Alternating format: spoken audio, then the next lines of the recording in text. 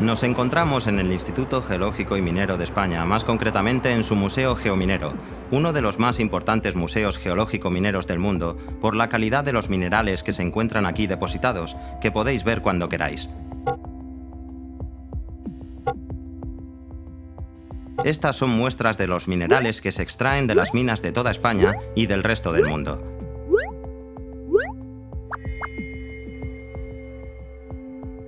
Todas estas piedras que estáis viendo forman parte de lo que llamamos recursos minerales, que definimos como aquellas sustancias inertes de origen orgánico o inorgánico útiles para la sociedad y que no son renovables, es decir, se agotan, mientras que los recursos naturales, como los árboles o la pesca, se regeneran.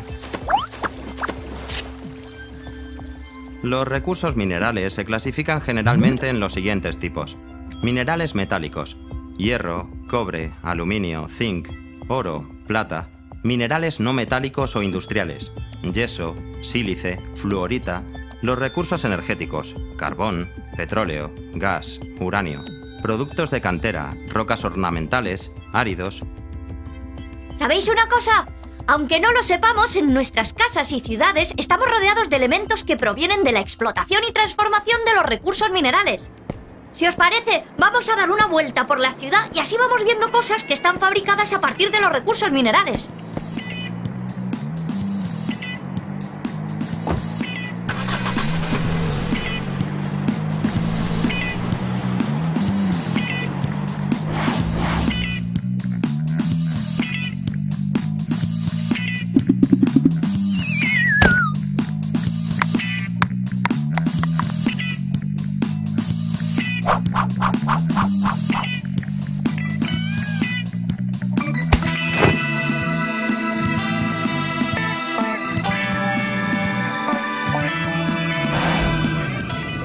Iremos en coche porque así lo vemos todo mejor y más rápido, pero antes llenaremos el depósito de gasolina.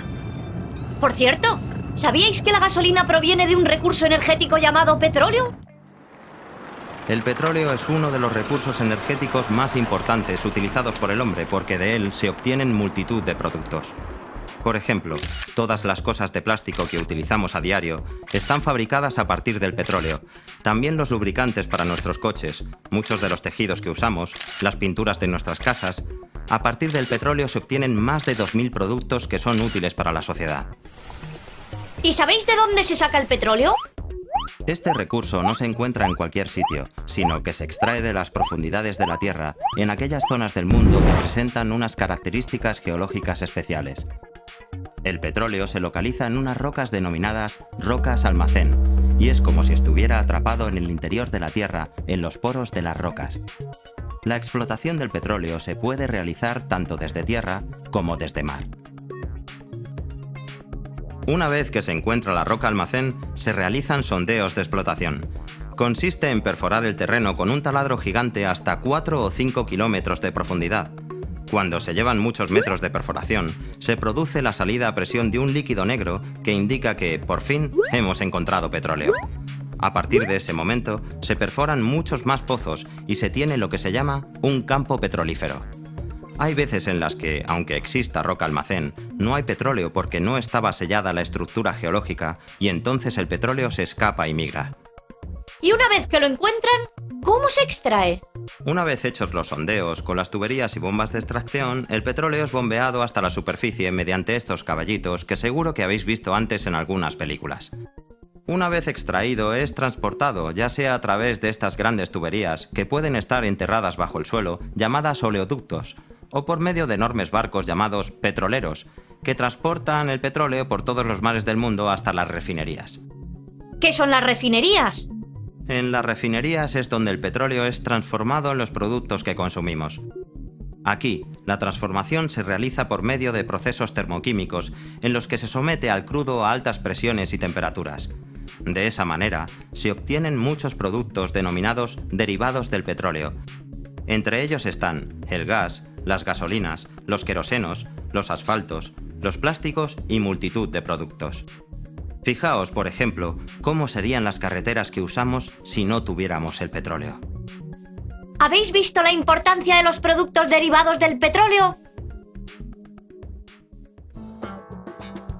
Hagamos un pequeño repaso a lo que hemos visto. Antes de nada, hay que localizar el yacimiento de petróleo, ya que no se encuentra en cualquier sitio. Después, se perfora el terreno con un enorme taladro hasta que se produce la salida a presión del petróleo, que será recogido con unos caballitos de extracción como este. El siguiente paso es transportar el petróleo mediante oleoductos o barcos petroleros hasta las refinerías, donde se somete el crudo a procesos termoquímicos, obteniendo así diversos tipos de productos, como pintura, gasolina, gas, aceite y muchos más.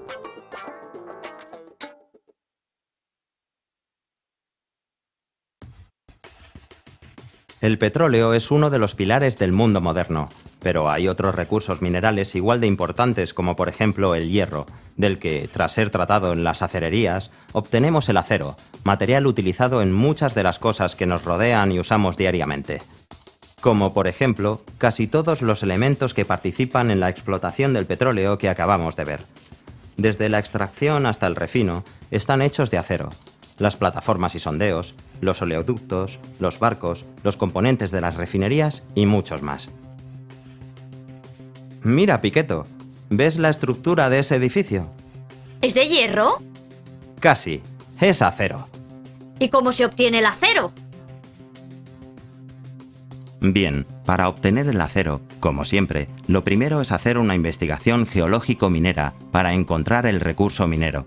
En nuestro caso, rocas que tengan hierro como la magnetita, para después extraerlo y tratarlo en la mina, ya sea subterránea o a cielo abierto, en cuyo caso se llama corta minera. Una vez que el mineral de hierro ha sido extraído en la mina y tratado en la planta, es transportado a las fundiciones o altos hornos como este.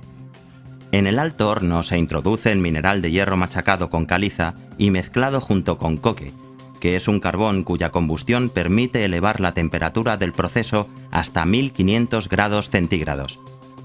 Es necesario también introducir aire precalentado para facilitar la combustión. Al final del proceso tendremos lo que se llama arrabio o hierro líquido de primera fusión, que es recogido en estos torpedos para transportarlos en estas cucharas a la acería en la que será tratado en el convertidor, añadiéndole chatarra para convertir el arrabio en acero al inyectar oxígeno durante 30 minutos y temperaturas de 1700 grados.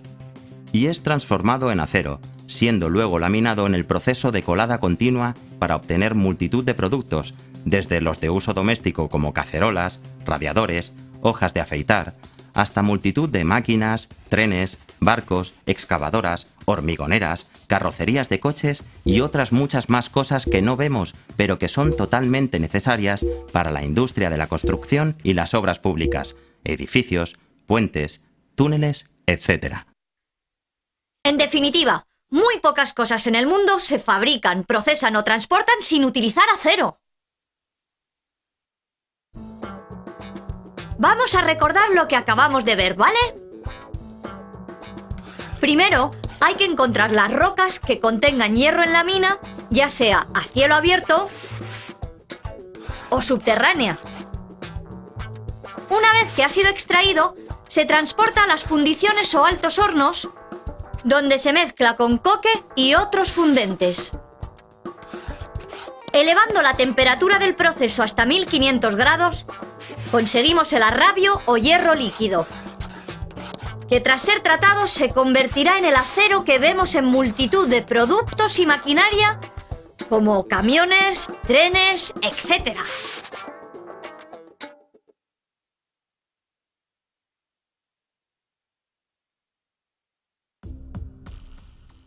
Hemos hablado de edificios y carreteras, pero no hemos visto un recurso esencial para la construcción de ellos, los áridos. Mira, Piqueto, fíjate en esos montones de ahí. ¿Aquellos? Son arena y grava, ¿no? Efectivamente, son los áridos. ¿Y qué son los áridos? Los áridos son materiales minerales, sólidos e inertes que se usan para la fabricación de productos artificiales resistentes. De este modo, mezclados con el agua, el cemento o el alquitrán, forman el asfalto con el que se hacen carreteras o el hormigón, que se usa para la construcción de los edificios, puentes, puertos y demás. Los áridos son materiales de muy diversas medidas que, en su uso normal, pueden estar comprendidos entre un tamaño casi impalpable como la harina y fragmentos mayores de hasta varios metros cúbicos, que se utilizan para escolleras y rellenos. También son materias primas para la industria, cemento, arenas para filtros, cargas, micronizados, etc. Aunque el tamaño más normal es de 2 o 3 centímetros, usado para diversas construcciones. ¿Cuáles son los áridos más comunes? Los áridos naturales son los más comunes y se obtienen directamente a partir de depósitos no consolidados de arenas y gravas, las denominadas graveras que están junto a los ríos. Otra forma de obtenerlos es en las canteras, mediante la trituración de rocas duras como el granito, las cuarcitas o las calizas. Actualmente se está empezando a utilizar un nuevo tipo de áridos, los reciclados, procedentes de obras y edificios.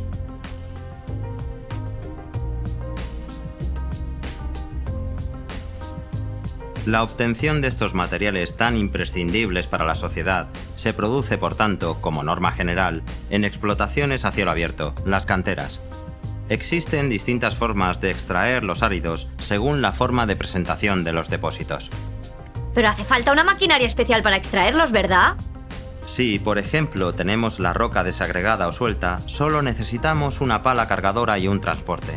En cambio, si el depósito es de roca compacta, previamente hay que reducir el tamaño mediante voladuras con explosivos, hasta llegar a tamaños más pequeños con maquinaria especial. Es reducido en molinos de mandíbulas, de bolas o de barras. Después, se procede a su clasificación por tamaños mediante cribas, según la demanda del mercado. Más tarde se procede a su limpiado, es decir, libramos al árido de todas las partículas que no son útiles, barro, polvo, lodos, etc. ¡Ajá! Pero en la construcción se usa mezclado con otros materiales. Así es. Mira el material que envuelve esas barras de acero. Es hormigón. Es una mezcla de árido, cemento, arena y agua que cuando fragua se hace muy duro y resistente. Como esos edificios, ¿ves? También hay unos áridos que son muy resistentes pero pesan poco. Se les llama áridos ligeros, como la perlita. Se utilizan para hacer estructuras resistentes a la vez que ligeras. Otra mezcla con los áridos, que seguro has visto, es el asfalto, con el que se hacen las carreteras. Este se compone de áridos y alquitrán, que es un derivado del petróleo. Mira, Piqueto, de esa cantera ya se han extraído todos los áridos que había. ¡Anda! ¿Y esto se queda así? ¿Con estos agujeros? No, hombre. Ahora, como en todos los trabajos de minería, una vez terminada la extracción del mineral, es obligatorio restaurar el terreno. Pero eso ya lo veremos más adelante.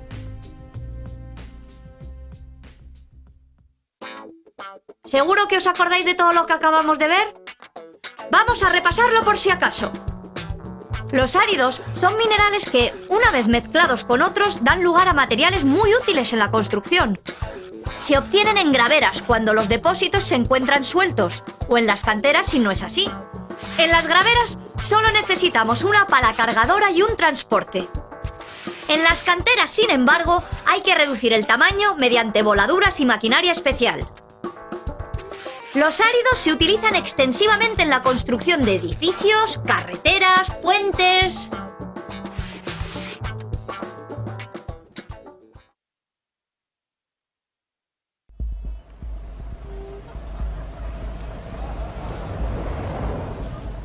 ¿Entonces todos los edificios se hacen con acero y derivados de los áridos? Sí, pero además se utilizan muchos más recursos minerales para hacer una construcción así. Fíjate en ese otro edificio. ¡Anda! ¡Esto también está hecho de cristal! No, no es cristal, es vidrio, que es parecido. ¿Pero cuál es la materia prima de la que está hecho el vidrio?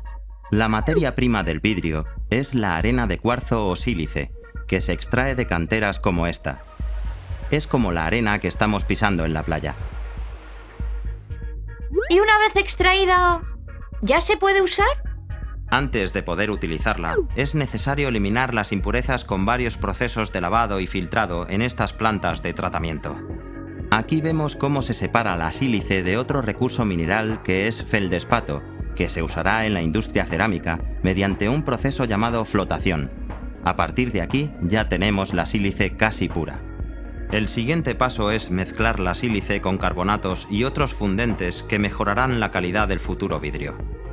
La parte más importante del proceso se lleva a cabo en estos grandes hornos en los que se fundirán la sílice con otros aditivos a temperaturas alrededor de los 1200 grados centígrados, creando una masa líquida incandescente que, tras ser moldeada y enfriada, dará lugar al vidrio en las diversas formas que lo conocemos. ¿Y todos los tipos de vidrios se fabrican de la misma forma? Dependiendo de si el tipo de vidrio que queremos conseguir es plano, como el de una ventana, o curvo, como el de una botella, tenemos dos procesos de fabricación muy diferentes. Veamos primero cómo se hace el vidrio plano. La masa de vidrio fundido, aproximadamente a 1200 grados centígrados, se vierte del horno a un baño de estaño fundido. Este procedimiento se denomina float, porque la masa de sílice flota sobre el estaño extendiéndose de forma controlada y uniforme. ¿Y cómo se hace para controlar el grosor de cada plancha? Hay dos factores que lo controlan: la velocidad con la que cae al baño la colada fundida y estos rodillos dentados que se encuentran en los laterales de la piscina de estaño. Si se cierran, aumenta el grosor, mientras que si se abren, el vidrio saldrá más fino. Tras enfriarse a lo largo de unos 100 metros, la lámina de vidrio aparece a temperatura ambiente desde los 800 grados de salida del horno hasta los 80 grados finales. ¡Claro! Y el vidrio flota sobre el estaño porque es menos denso, igual que pasa con el aceite y el agua. ¿Todos los vidrios planos son iguales? No, hay algunos diferentes, como los vidrios de seguridad. Están formados por dos o más placas de vidrio, entre las que se unen varias láminas de poliuretano, que es un plástico especial que hace de separación. El proceso de fabricación de este vidrio es muy delicado. Primero se coloca una lámina de vidrio. A continuación, encima, otra de poliuretano y encima otra más de vidrio, para después pegarlos y quitarle todo el aire posible con unos rodillos gigantes. El proceso finaliza cuando se meten en una máquina llamada autoclave, donde se someten a mucha temperatura y una presión 10 veces superior a la normal, uniéndose y dándole el aspecto de un solo cristal. Otra variedad son los espejos, formados de un vidrio plano en el que impregnamos una fina película de plata en una de sus caras. Tras protegerlo con varias capas de pintura, quedará listo para que te mires en él cada día. Pero